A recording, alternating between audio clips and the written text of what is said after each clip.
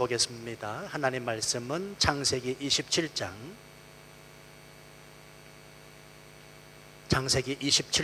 30절에서 40절 말씀까지입니다. 창세기 27장 30절 말씀부터 제가 봉독해 올립니다.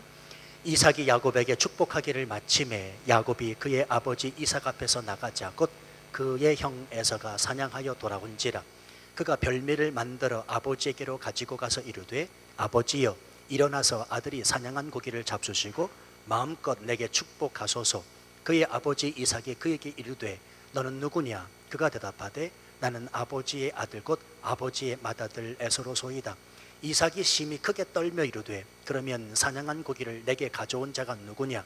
네가 오기 전에 내가 다 먹고 그를 위하여 축복하였은즉 그가 반드시 복을 받을 것이니라. 에서가 그의 아버지의 말을 듣고 소리내어 울며 아버지에게 이르되 내 아버지여 내게 축복하소서. 내게도 그리하소서. 이삭이 이르되 네 아우가 와서 속여 네 복을 빼앗았도다. 에서가 이르되 그의 이름을 야곱이라 함이 합당하지 아니하니이까 그가 나를 속임이 이것이 두 번째니이다. 전에는 나의 장자의 명분을 빼앗고 이제는 내 복을 빼앗았나이다. 또 이르되 아버지께서 나를 위하여 빌 복을 남기지 아니하셨나이까. 이삭이 에서에게 대답하여 이르되 내가 그를 너의 주로 세우고 그의 모든 형제를 내가 그에게 종으로 주었으며 곡식과 포도주를 그에게 주었으니 내 아들아 내가 네게 무엇을 할 수 있으랴. 에서가 아버지에게 이르되 내 아버지여 아버지가 빌 복이 이 하나뿐이리이까 내 아버지여 내게 축복하소서. 내게도 그리하소서 하고 소리를 높여 우니 그 아버지 이삭이 그에게 대답하여 이르되 네 주소는 땅의 기름짐에서 멀고 내리는 하늘 이슬에서 멀 것이며 너는 칼을 믿고 생활하겠고 네 아우를 섬길 것이며 내가 매임을 벗을 때에는 그 멍에를 네 목에서 떨쳐 버리리라 하였더라. 아멘. 잠깐 기도하겠습니다. 아버지 하나님, 종을 한 달여 동안 지켜주셔서 감사하고 오늘도 또 이곳에 세워주시는 은혜를 인하여 감사합니다. 주께서 세우셨으니 또 빛으로 말씀하여 주시오되 종의 모습은 온전히 감추어 주옵소서. 이 말씀이 성도들에게 용기되고 힘되고 격려되는 말씀 되어지도록 성령께서 역사해 주시기를 원할 때 예수님 이름으로 기도하옵나이다. 아멘.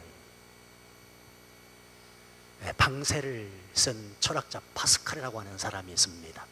이 사람이 이렇게 말을 했다고 합니다. 이 세상에는 두 종류의 사람이 있다는 거예요. 이 세상에는 두 종류의 사람이 있다. 하나는 자기가 죄인됨을 알고 사는 겸손한 죄인이요, 또 하나는 자기는 죄인이 아니라고 고집부리면서 사는 교만한 죄인. 이 두 부류의 사람이 있다라고 말합니다. 여러분, 맞습니다. 전자가 은혜를 아는 사람이라면 후자는 하나님의 은혜를 전혀 깨닫지 못하는 사람이라 할 수가 있습니다. 성도 여러분, 우리 분명히 기억하십시다. 날마다 우리는 하나님의 은혜를 받고 있습니다. 하나님의 그 은혜가 아는 것이 하나도 없음을 꼭 기억하셔야 됩니다. 때로는 이해할 수 없습니다. 납득할 수도 없고 내가 받아들일 수도 없지만 하나님께서 내게 행하시는 모든 일들은 다 지나고 보면 은혜요. 그래서 하나님 앞에 찬양으로 영광 올려드릴 수 있음을 꼭 기억하실 필요가 있다는 말입니다. 자, 제가 또 참 말씀드립니다만, 자, 은혜가 무엇입니까?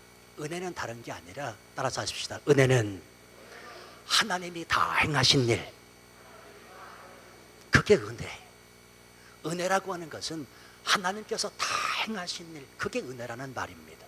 예를 들어서 제가 한국 잘 다녀왔습니다, 하나님의 은혜입니다 라고 말할 때는 하나님께서 그 모든 것을 행하셨습니다 라고 하는 말이거든요. 설교가 다 마쳐지고 밖에 나가 여러분과 인사할 때 목사님 말씀에 은혜 받았습니다 라는 말은 하나님께서 내게 말씀하시고 내게 행하셨습니다 라고 하는 뜻이라는 말입니다. 그러므로 이 하나님의 은혜를 진짜로 알고 믿고 살아가는 사람은 하나님의 절대 주권 앞에 무릎 꿇지 않을 수가 없습니다. 여러분, 하나님께서 다 행하신 일, 그 일이 은혜라면 이것을 신학적 용어로 뭐라고 그러냐면 그게 바로 하나님의 절대 주권이라고 말하는 겁니다. 저와 여러분은 하나님의 절대 주권에 붙잡힌 바 되어 살아가고 있습니다. 날마다 하나님의 은혜 가운데 살고 있다는 말입니다. 그래서 은혜를 받는 성도는 하나님 그 아버지의 날마다 쏟아부어주시는 은혜를 간증하며 고백할 수 있어야 된다는 말입니다. 오늘 아침에 교회 학교 아이들에게도 제가 이야기를 했는데요, 이번에 한국에 가서 제가 강원도와 제주도를 제외하고는 전국을 다 다녔습니다. 얼마나 감사하든지요. 하루는 서해안 무창포 해수욕장이라는 데 아세요? 제가 해수욕하러 간 게 아니고요, 가다 보니 보이더라고요. 잠깐 들린 겁니다. 하루는 서해안 무창포 해수욕장, 그 다음 날은 저쪽 동해에 가면 영덕이라고 하는 곳이 있습니다. 그 영덕 고래불 해수욕장, 그리고 그 다음 날은 부산의 해운대까지, 세상에 나 3일에 걸쳐서 서해안과 동해안과 남해안을 다 볼 수 있었습니다. 제가 그런 것을 봤다는 게 중요한 게 아니라 그렇게 모든 것들을 행하신 분이 누구냔 말이에요. 하나님이라는 말입니다. 하나님께서 제게 행하신 은혜가 너무 큼을 간증하지 않을 수가 없습니다. 특별히 이번에 한국에 가서 참 여러분들을 많이 만나 뵀는데요, 그 중에 35년 전 고등학교 동창 한 사람을 제가 만나게 됐습니다. 이 친구는 참 똑똑하고 아주 스마트한 사람입니다. 지금 강남에 있는 모 직장에서 직장 생활을 하고 있는데 결정적으로 교회를 다니지 않습니다. 교회를 다니지 않아요. 이게 말로만 기독교에 대한 회의감 때문이라고, 그래서 자기는 교회를 다니지 않는다고 하는데, 제가 봤을 때 그 친구는 조금 교만한 것 같아요. 점심 때 만났는데 맛있는 한정식을 사주시더라고요. 얼마나 맛있게 먹었는지 모릅니다. 그 친구하고 둘이 앉아가지고 한정식이 메뉴가 얼마나 많이 있습니까? 그렇지요? 저는 그거 먹을 때마다 너무 아까워요. 왜냐하면 반 이상은 남기거든요. 그릇까지 싹싹 비우면 좋겠지만 그렇지 못하거든요. 그런데 오래간에 만났으니 얼마나 할 이야기가 많이 있겠냐고요. 그런데 제가 누굽니까? 목사 아닙니까? 그럼 목사는 무슨 이야기밖에 더 합니까? 교회 이야기밖에 더 하겠습니까? 그 친구는 뭔가 세상에 대하여 이렇게 저렇게 이야기하려고 그러고, 자녀들에 관해서 이야기하려고 그러고, 어떻게 하면 돈을 조금 더 벌까, 어떻게 하면 재테크를 할 수 있을까, 이런 얘기를 하고 싶었던지 모르지만, 아니 목사 친구를 만나서 들은 이야기가 뭐겠냐고요. 교회 이야기, 특별히 제가 말끝마다 하나님의 은혜, 하나님의 은혜 이렇게 말을 하니까요, 처음에는 못 알아들어요.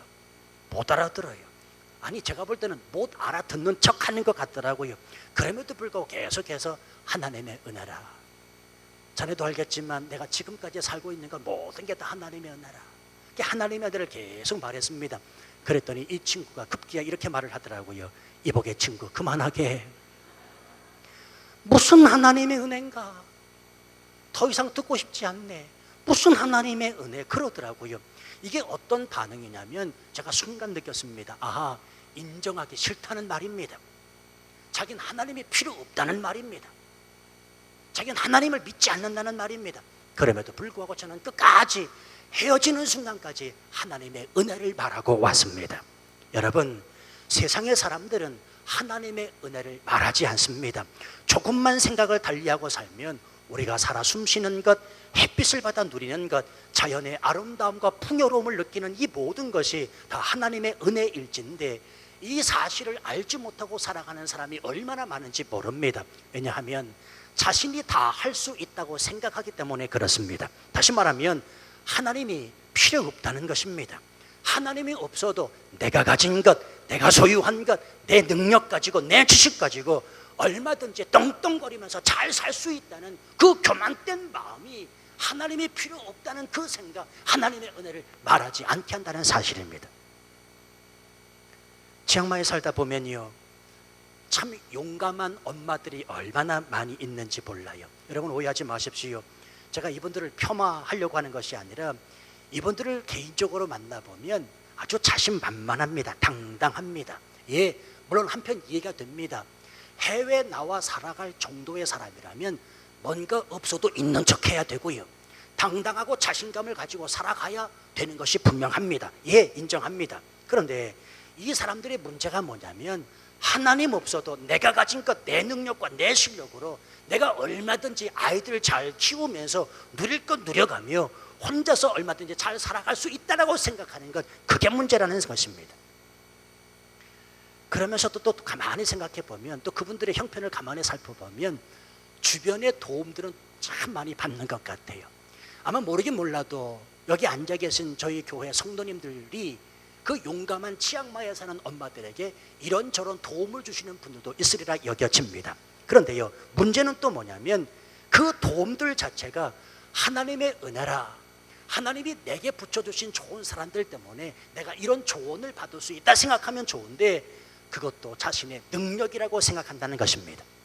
내가 성격 좋고 내가 인복이 많아서 사람들이 나를 도와주지, 이렇게 생각한다는 거예요. 그렇습니까? 아니지요. 뭐 다 아시겠지만 이재일 장로님 어머님이 돌아가셨잖아요. 제가 카톡에 올라온 걸 보고, 제가 그때 대전에 집회 중에 있었거든요. 제가 대전에 저녁 집회가 7시에 있어서 이거 어떻게 하면 좋을까, 가까이에 있으면, 서울에 있으면 한번 가볼 텐데 하다가 하루 더 있어야 되는데, 제가 대전 집회를 하루 만에 마치고 그 밤에 제가 서울 올라가서요 이재일 장로님 만났어요. 잘했지요? 고개라도 좀 끄덕여 주세요. 잘했다고요. 예. 근데요, 그게 중요한 게 아니라 제가 문상을 하고 이렇게 이제 같이 오래간만에 뵀으니 얼마나 또 반갑습니까? 이런저런 말씀을 나누는데 이예수 권사님이 저한테 그러시더라고요. 목사님은 참 인복도 많아요. 그러시더라고요. 왜요? 그랬더니 목사님 안 계셔도요 김영호 목사님이 얼마나 잘하시는지 몰라요. 이용범 선교사님, 이석준 선교사님이 얼마나 잘해내시는지 몰라요. 어쩜 그렇게 목사님이 없는데도 불구하고 그렇게 잘해주시나요? 목사님 인복이 있어서 그래요. 그 말씀하시더라고요. 그때 제가 뭐라고 그랬냐면, 예, 맞습니다. 제가 인복이 있어서도 그렇지만 중요한 사실 하나님의 은혜입니다. 예, 하나님의 은혜지요. 그것까지도 하나님의 은혜라는 말입니다. 저희 교회 성도들은 조금 덜한 듯 생각이 드는데요, 한국교회 성도들은 매 주일 아침이면 이런 갈등이 일어난다고 합니다. 교회 갈까 말까, 교회 갈까 말까. 왜냐하면요, 한국은 워낙에 갈 곳도 많고 좋은 곳도 많기 때문에 그렇습니다. 여러분, 돈 있고 시간적 여유 있으면 어디 살아요? 돈 있고 시간적 여유 있으면 어디 살아요? 나는 한국 살아요. 한국이 너무 좋더라고요. 세상에나. 야, 돈 있고요, 그리고 시간적 여유만 있으면 난 한국에서 살아요. 난 여러분들을 볼 때 왜 치앙마이에 사는지 모르겠어요. 세상에나. 돈 있고 시간적 여유 있으면 한국에서 살아요. 왜? 좋은 곳이 너무나 많고요, 맛있는 거 많이 있지요. 세상에나. 제 막내딸이 그동안에는 작년까지만 해도요 한국을 무서워하고 두려워했습니다. 그들을 볼 것이 맨날 YTN 뉴스, 저희 집에는 옛날에, 지금은 그렇지 않습니다만 YTN만 나왔거든요. 그러니까 YTN 뉴스만 맨날 사건 사고만 나오는 겁니다. 그러니 애가 한국이 무섭다는 겁니다. 자기는 한국에서 살기 싫대요. 자기는 치앙마이가 좋대요. 근데 이번에 완전히 싹 바뀌었습니다. 자기는 한국에 와서 살 거래요. 전 한국이 너무 좋대요. 시간 있고 그리고 돈 있으면 한국 가서 산다고요. 왜? 너무 좋은 곳이 많기 때문에. 그런데 여러분, 이렇게 한번 생각을 해보십시오. 교회를 갈까 말까 이런 생각이 들 때 오늘 하나님께서 이 주일 아침에 내게 어떤 은혜를 부어주실까, 어떤 은혜를 깨닫게 하시려고 나를 이 자리에 앉히셨을까. 여러분, 바로 이 사람이 날마다 부어지는 그 하나님의 은혜를 망각하며 살아가지 않는 사람 아니겠냐고요. 저는 여러분들에게 간곡히 권면의 말씀을 드립니다. 내 삶 가운데 일어나는 모든 일들에 관하여 하나님의 은혜로 여기시기를 바랍니다. 좋은 일만 하나님의 은혜가 아니고 좋은 일이든지 안 좋은 일이든지 그 속에는 반드시 나를 향한 하나님 아버지의 은혜가 작용하고 있음을 우린 잊어서는 안 됩니다. 여러분 기억하십시오. 하나님의 은혜는 지금은 몰라요. 하나님의 은혜는 세월이 조금 지나고 보면, 뒤돌아보면, 아, 그게 하나님의 은혜였구나, 그때 그 순간에 하나님의 은혜가 있었구나라는 사실을 깨닫게 됩니다. 자, 예를 들어 볼까요? 여러분이 지금부터 1년 전에 생각해 보십시오. 5년 전, 10년 전에 그것 때문에 힘들어 했잖아요. 나는 잘 알지 못하지만 1년 전, 5년 전, 10년 때문에 힘들고 어려웠던 그것들이 지금 와서 생각해보면 무엇이라? 예, 세상의 사람들은 시간이 해결해 줬다 그렇게 말하는지 모르지만 그렇지 않습니다. 그 모든 것은 하나님의 은혜라니까요. 하나님이 그 문제 때문에 갈등하고 그 문제를 끌어안고 기도했기 때문에 하나님이 그 문제를 풀어주셨기 때문에 오늘 내가 하나님 앞에 나와 하나님의 은혜를 말할 수 있다는 사실입니다. 그래서 하나님의 은혜는 지금은 몰라요. 지금 힘들고 어렵고 고난과 고통 속에 있다 할지라도 시간이 조금 지나 보면 그때 그 시간이 하나님의 은혜였음을 고백하게 된다는 사실입니다. 제가 왜 이 말씀을 드리냐면 오늘 본문의 말씀을 보면 하나님께서 쏟아 부어주시는 은혜를 깨닫지 못하고 그 은혜를 발로 걷어찬 한 인물이 등장합니다. 그가 누구냐면 바로 에서입니다. 자, 본문은 아버지 이삭이 야곱을 에서로 착각하고 그를 축복하기를 마친 시점으로부터 시작이 되는데요. 자, 이삭이 야곱을 축복한 내용이 무엇인지 보시죠. 본문의 윗구절을 한번 보시기 바랍니다. 28절로 29절을 보면 야곱 너는 하늘과 땅의 기름진 것과 만민과 형제들의 주가 되며 복의 기준점이 된다는 것이었습니다. 엄청난 축복을 받았습니다. 이 축복을 받고는 야곱이 이삭에게서 나왔더라. 자, 그런데 문제가 발생합니다. 바로 이때 에서가 사냥한 짐승을 잡아 요리한 후 이삭에게로 가지고 와요. 30절 말씀이죠. 그리고는 31절 말씀 자신을 마음껏 축복해 달라고 말하고 있습니다. 아차, 그제서야 이삭은 누가 진짜 에서인지 알게 되었고 33절 말씀에 보면 이에 이삭은 이 일로 심히 크게 떨었다라고 기록되어 있습니다. 자, 여기서 떨었다라는 말은 두 가지 의미가 있습니다. 첫 번째는 말 그대로 야곱에게 속은 것 때문에 몸을 떤 것입니다. 자, 그런데 보다 깊은 두 번째 의미가 있습니다. 바로 하나님의 역사하심에 대하여 떤 거예요. 다시 말하면 우리가 앞에서 살펴봤지만 이삭은 하나님의 뜻을 거절하고 자신의 의지대로 생각대로 뜻대로 에서에게 장자권을 물려주려고 했습니다. 그래서 은밀하게 비밀스럽게 진행하는 것이라고 말씀을 드렸었지요. 그런데 하나님은 이삭의 뜻이 아니라 하나님 당신의 뜻을 이루고 있다는 말입니다. 다시 말하면 별것 아니라고 여겼던 그 팥죽 한 그릇에 장자권을 팔아버린 에서를 내치시고 야곱으로 복을 받게 하십니다.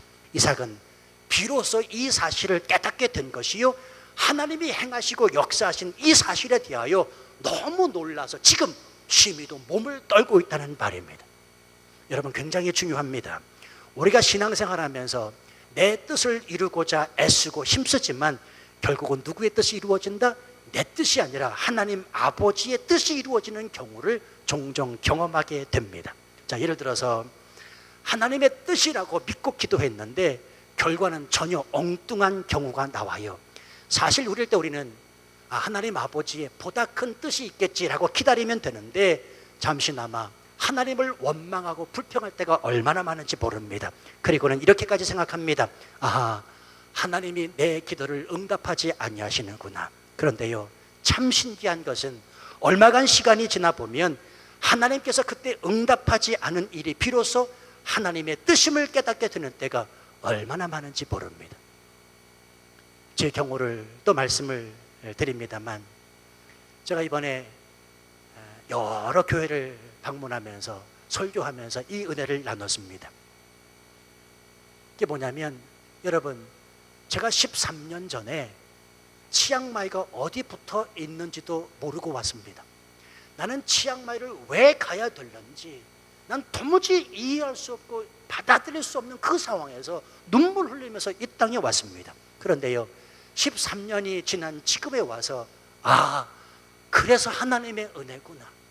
제가 이번에 한국 가서 설교하면서 그런 얘기 했거든요. 세계에서 가장 살기 좋은 도시가 어딘 줄 아십니까? 하와이를 이긴 도시가 치앙마이입니다. 그렇게 설교했거든요. 사람들이 깜짝 놀라더라고요.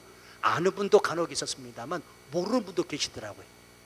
제가 치앙마이는 세계에서 가장 살기 좋은 도시 하와이를 드리고 일과된 도시입니다 라고 말했더니 깜짝 놀라시더라고요.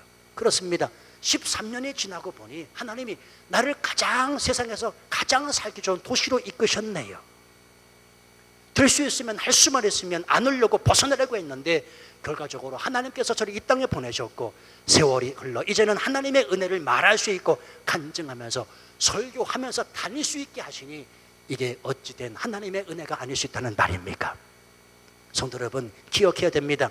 우리가 아무리 잔꾀를 써가면서 비밀스럽게 은밀하게 일을 진행한다 해도 결국 일을 이루시는 분은 하나님이십니다. 결국은 하나님 아버지의 뜻이 이루어지게 되어 있다는 말입니다. 이것을 빨리 깨달으면 인생에서 고생하지 않습니다. 여러분, 인생이 고생하는 이유는 아주 간단합니다. 하나님 아버지의 뜻에 살지 못하기 때문에 인생은 곤고하고 힘들고 피곤하고 어렵게 사는 거라는 말입니다. 왜냐하면 하나님 아버지의 뜻이 있어서 그 뜻에 맞춰 살면 하나님께서 인도하시는 길은 잠시나마 고난과 고통의 길을 할지라도 결과는 평안이 주어지는 삶이기 때문에 그렇습니다. 이삭은 이 사실을 비로소 깨달은 것 같아요. 오늘 본문에서 이삭의 행동을 보십시오. 이삭이 어떻게 하고 있습니까? 이 모든 되어진 일에 대하여 이제는 받아들이고 있습니다. 다시 말하면 이 모든 되어진 일에 대하여 아하, 하나님 아버지의 뜻이 있었구나 생각하며 인정하고 받아들이고 있다는 사실입니다. 자, 보십시오. 이삭은 야곱을 불러서 혼을 낼 수도 있었습니다. 뿐만 아니라 야곱에게 빈 축복을 취소하고 다시 에서를 향하여 축복을 할 수도 있었잖아요. 그럼에도 불구하고 이삭은 그렇게 행하지 않습니다. 왜냐하면 지금 되어진 모든 상황을 하나님 아버지의 뜻이라고 받아들이는 겁니다. 아하, 이 속에는 하나님 아버지의 절대 주권, 하나님 아버지의 뜻이 있구나. 따라서 하십시다. 하나님이 역사하셨구나. 다시 한번요. 하나님이 역사하셨구나. 여러분, 저와 여러분들이 신앙생활하면서 이 고백을 자주 하셔야 됩니다. 아, 하나님의 역사하신 일이 있구나. 하나님 아버지의 뜻이었구나. 하나님의 절대 주권이 있었구나라고 고백하실 수 있어야 됩니다. 이것은 자신의 생각과 의도가 틀렸음을 인정한 것이요, 이로 인하여 야곱을 책망할 수 없다는 사실을 비로소 이삭이 깨달았기 때문에 그렇습니다. 그래서 결국 장자의 축복은 하나님의 계획대로 야곱에게 돌아가요. 자, 이에 대한 에서의 반응을 이제부터 주목해서 보시기를 바랍니다. 34절 말씀 보시면 이삭의 말을 들은 에서는 방성대곡하지요. 이에 더 나아가 야곱의 사기 행각은 지적합니다. 35절 36절 말씀 보면 그는 그의 이름처럼 간사하게 자신을 속여 장자의 명분을 빼앗고 복까지 빼앗았다라고 말합니다. 그런데요, 재미난 게 있습니다. 36절 말씀, 그가 나를 속임이 이것이 몇 번째라? 두 번째니이다 라고 말하고 있습니다. 여러분, 정말 그렇습니까? 야곱이 에서를 속였는데 지금 두 번째 속였습니까? 아닙니다. 엄밀히 살피면 야곱은 에서를 속인 것이 두 번이 아니라 한 번입니다. 에서는 지금 앞서 야곱이 팥죽 한 그릇에 장자의 용분을 요구한 것에 대하여 자신을 속였다라고 말하는 것이지만 사실 이 사건은 야곱이 에서를 속인 게 아니라 에서 자신에게 잘못이 있는 거라는 말입니다. 그럼에도 불구하고 지금 에서가 이렇게 두 번이라고 말하는 것은 자신의 잘못은 감추는 것이요, 야곱의 약점만 들추어내려는 의도가 있다는 말입니다. 이것이 바로 에서의 모습이요, 전형적인 남 탓하는 죄성을 가진 교만한 인간의 모습이라는 사실입니다. 창세기에서 아담이 선악과를 따먹고는 하나님께 뭐라고 변명하지요? 하나님이 주셔서 나와 함께 하신 여자, 그가 그 나무실과를 내게 줌으로 먹었나이다. 무슨 얘기입니까? 자신의 잘못은 감추이고 하나님 잘못이라는 말입니다. 아니, 세상에 자기의 잘못은 없고 하나님을 탓하고 있습니다. 신앙생활하면서 하나님이 문제라고 말해서는 안 됩니다. 다 내 잘못입니다. 내 탓을 해야 됩니다. 내가 하나님 앞에 무엇을 잘못하고 있는지 엎드려 하나님 앞에 기도해야 됩니다. 그게 우선입니다. 하나님을 탓하는 사람은 반드시 사람을 탓하게 되어 있습니다. 여러분, 사람 탓해서는 안 됩니다. 남 탓하지 마십시오. 다 내 잘못입니다. 내가 문제라는 말입니다. 지금 에서는 자기의 잘못은 인정하지 않고 야곱 때문이라고 말합니다. 그래서 억울하다는 겁니다. 그러면서 요구하는 것이 뭐냐면 바로 복입니다. 여러분, 아주 중요한데요, 지금 에서가 초점을 맞추고 있는 것이 뭐냐면 복입니다. 여러분, 생각해 보십시오. 지금 에서가 정말로 정신이 올바로 박혀있는 사람이라면 이 과정에서 복을 위한 기도 받기 전에 무엇부터 해야 됩니까? 자신의 잘못이 무엇인지 먼저 깨달음이 순서 아니겠습니까? 아하, 결과가 이렇게 주어진 것은 다 내 잘못이로구나. 내가 잘못 행동했기 때문에 그렇구나, 내가 잘못 생각하고 잘못 판단했기 때문이라 그렇게 여겼어야 됨에도 불구하고 지금 내게 오는 이 모든 고통들은 하나님 탓이고 야곱 때문이니 이걸 바로잡아 주십시오, 그래서 내게 복을 허락해 주십시오 라고 지금 고집피며 말하는 자가 에서라는 말입니다. 지금 잘 보세요. 에서는 지금 아버지 이삭에게 매달려 오직 복만을 구하고 있습니다. 37절 38절 계속해서 아버지 이삭에게 복에 대해서 갈망을 하고 있지요. 때문에 어쩔 수 없이 39절 40절 말씀 보면 이삭은 에서에게 복에 대한 기도를 해줍니다. 자, 그런데 이 복에 대한 내용을 가만히 들여다보시면, 자, 39절 말씀 보세요. 내 주소는 땅의 기름짐에서 멀고 내리는 이슬에서 멀 것이라. 멀다라는 말이 나옵니다. 복이 아니라 저주를 하고 있는 듯이 보여집니다. 그래서 오늘 주석을 보면요, 에서가 지금 복이 아니라 저주를 받았다라고 말하는 자들도 있습니다. 근데요, 저는 그렇게 생각하지 않습니다. 여러분 생각해 보십시오. 어느 아버지가 자녀에게 복이 아니라 저주를 줄 수 있습니까? 이 말씀을 히브리어로 보면, 원문으로 보면 이 말씀은 부정이 아니라 긍정의 의미를 가지고 있습니다. 그래서 이런 의미가 됩니다. 에서의 거주지는 땅과 하늘의 기름진 곳이라, 그런 말이에요. 왜 멀다라고는 단어가 들어갔는지 모르겠어요. 이 멀다라는 단어가 들어간 이유가 그 밑에 40절 말씀을 보충하기 위해서인지는 모르겠습니다만, 원문적으로 39절 지금 이삭이 에서에게 저주가 아니라 복을 빌어줬다는 말입니다. 자, 그래서 이후에 에서의 삶을 가만히 살펴보면 에서가 복을 받았다 하는 것이 증명이 됩니다. 야곱이 외삼촌 라반의 집에서 돌아올 때 자신의 모든 소유를 여러 때로 나누어 진행하게 하지요. 이는 에서가 야곱이 돌아온다는 말을 듣고 맞으러 나올 때 에서의 마음을 누그러뜨리기 위한 예물이었습니다. 이때 야곱이 에서를 만났을 때 에서가 뭐라고 말합니까? 자신도 많은 것이 있으므로 도로 가져가라.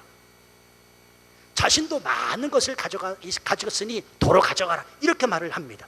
여러분, 만일 이삭이 빌어준 것이 복이 아닌 저주였다면 어떻게 그 많은 재물을 에서가 가지고 있었을까요? 그러므로 에서 또한 복 받은 것이 분명하다는 사실입니다. 자, 그런데 아주 중요한 게 있습니다.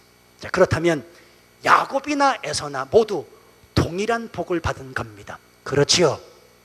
지금 야곱도 복을 받았고 에서도 복을 받았다는 말입니다. 따지고 보면 그래서 에서의 복이나 야곱이 받은 복이나 재물의 입장에서 보면 별반 차이가 없습니다. 그런데요, 에서가 받지 못한 한 가지가 있습니다. 자, 그 말씀 28절과 39절을 대조해 보면 알 수 있는데, 자, 성경으로 28절 말씀 보시면, 자, 읽겠습니다. 시작. 하나님은 하늘의 이슬과 땅의 기름짐이며 풍성한 곡식과 포도주로 내게 주시기를 원하노라. 자, 39절은 여기 나와 있으니까 다 같이 읽습니다. 시작. 그 아버지 이삭이 그에게 대답하여 이르되 네 주소는 땅의 기름짐에서 멀고 내리는 하늘 이슬에서 멀 것이라. 자, 야곱에게는 주어졌지만 에서에게는 주어지지 않은 단 한 가지가 있습니다. 그게 뭐냐면 28절에 하나님이라는 단어입니다. 이삭이 야곱에게 축복할 때 그 복과 함께 하는 이 하나님이셨습니다.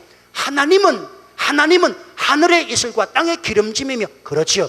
그런데 에서에게 이삭이 빌어준 복에는 그 어디에도 하나님을 찾아볼 수가 없습니다. 성도 여러분, 꼭 기억하십시오. 진정한 복은 물질이 아닙니다. 내가 얼마만큼 가지고 있느냐가 아닙니다. 내가 얼마만큼의 높은 지위에 있느냐가 아니고 내가 얼마만큼 건강하냐, 이것도 아닙니다. 인생은 가지고 있는 것, 누리고 있는 것, 이름 높아짐이 때로는 복이 아니라 저주가 될 수 있기 때문에 그렇습니다. 잊지 마십시오.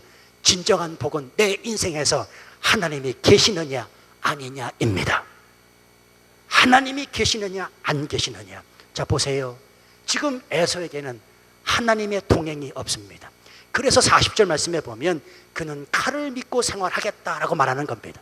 칼을 믿고 살아간다는 것은 무엇을 의미합니까? 칼을 의지하며 산다는 말이거든요. 지금 하나님이 에서와 항상 함께하지 아니하시기 때문에 이제부터는 그 에서는 칼을 의지하며 살아갈 수가 없게 된 것입니다. 생각해 보십시오. 에서에게 하나님이 동행하시면 그가 굳이 칼을 믿고 살아갈 필요가 없잖아요. 왜냐하면 하나님이 보호자요, 하나님이 힘되어 주시는 분인데, 아니 왜 칼을 믿고 살아가겠냐는 말이에요. 하나님이 없기 때문에 에서에게는 칼을 의지하며 살아갈 수밖에 없었다. 그러나 동행하지 않으니, 하나님이 역사하지 않으니, 하나님의 은혜가 없으니, 하나님의 절대 주권이 없으니 결국 자신을 스스로 지켜야 하겠기에 칼을 의지하며 살아갈 수밖에 없게 되었다는 사실입니다. 성도 여러분, 에서의 불행은 다름이 아닙니다. 하나님이 동행하지 아니하셨다는 사실입니다. 잊지 마십시오. 우리 인생의 불행은 돈 없는 게 아니라, 우리 인생의 불행은 내가 성공하지 못한 것, 그게 아니라 우리 인생의 불행은 하나님이 없다라는 것입니다.